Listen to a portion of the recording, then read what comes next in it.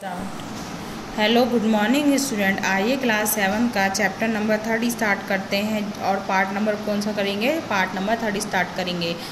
अभी तक हमने जो कहानी पढ़ी उसे आगे की कहानी हम पढ़ेंगे। आइए देखते हैं उसे आगे की कहानी क्या है। ठीक है बच्चों, आप देखते हैं इस कहानी में क्या होता है। उन दोनों की शादी हो जाती है। अब शादी के आगे से हम पढ़ेंगे कि शादी के आगे की कहानी क्या है।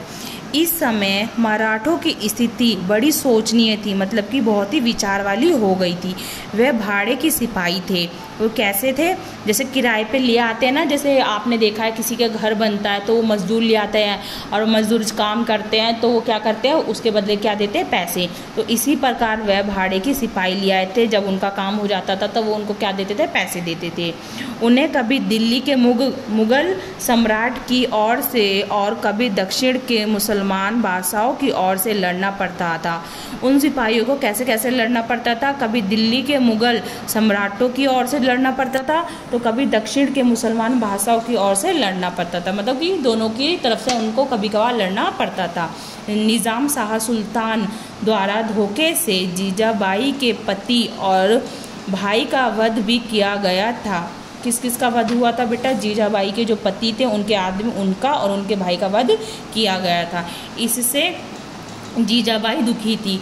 जब इन दोनों की मृत्यु हो जाती है तो जीजाबाई जो होती है बहुत दुखी होती है। आपने भी देखा है ना, आपके आस पड़ोस में अगर किसी की मृत्यु हो जाती है तो आपको भी थोड़ा बहुत दुख होता है। उसी प्रकार इन दोनों की मृत्यु के बाद जो जीजाबाई थी वो बहुत ही दुखी हो गई थी। इन दिनों शिवनेर के दुर्ग में रहती थी। वो जो जीजाबाई थी वो कहाँ रहती थी?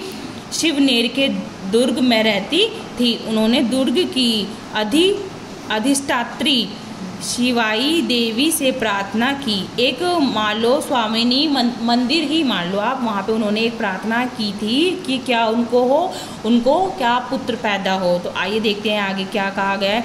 शिवाई देवी से प्रार्थना की मुझे ऐसा वीर पुत्र प्राप्त हो जो महाराष्ट्र में एक स्वतंत्र मराठा राज्य की स्थापना करने में सफल हो। उन्होंने उस देवी से क्या प्रार्थना की कि हे देवी, मुझे ऐसा वीर पुत्र प्रदान करो जो महाराष्ट्र में एक स्वतंत्र मराठा राज्य की स्थापना करने में सफल हो। तब देखते हैं आगे क्या कहा गया। 10 अप्रैल सन 1627 को जीजाबाई ने एक पुत्र रतन को जन्म दिया। जब कौन सी डेट थी? 10 अप्रैल थी और सन कौन सा था? 1627 को जीजाबाई ने एक पुत्र को जन्म दिया था जिसका नाम शिवाई देवी के नाम पर ही उन्होंने शिवाजी रखा। किसके नाम पर रखा था? शिवाई देवी के नाम पर ही उन्होंने शिवाजी रखा। यही बालक आगे चलकर छत्रपति शिवाजी के नाम से व्यक्त हुआ और उसने अपनी माता के स्वतंत्र महाराष्ट्र राज्य के स्वप्न को पूरा किया। स्वप्न माने होता है सपना। उसकी माँ ने बहुत से सपने देखे थे ना, स्वप्न देखे थे ना। तो जब वो पैदा हुआ, जब वो बड़ा हुआ तो उसने अपनी माता के सारे स्वप्न को पूरा किया। जैसे कि सबसे पहले उसका क्या उद्देश्य था? उसका उद्देश्य था महाराष्ट्र को स्वतंत्र करना। जो वहाँ के लोग थे जो क्या करते थे, छल कपट से उस राज्य को हथिया लेते थे। सबसे पहले उन्होंने महाराष्ट्र को स्वतंत्र करना अपना लक्ष्य बनाया, जिसमें वो सफल भी हुए। तो बच्चों, 3rd पार्ट अब हमारा यहीं ख़त्म होता है। इसके आगे की कहानी हम नेक्स्ट क्लास में पढ़ेंगे। चलो, इससे संबंध प्रश्न मैं आपको देती हूँ जो आपको करने हैं। ठीक है, तो क्वेश्चन नंबर तो हम अभी करेंगे ही। सबसे पहले मैं आपको शब्द अर्थ देती हूँ। आगे की जो आपको किसमें करने हैं? अपनी कॉपी में करने हैं।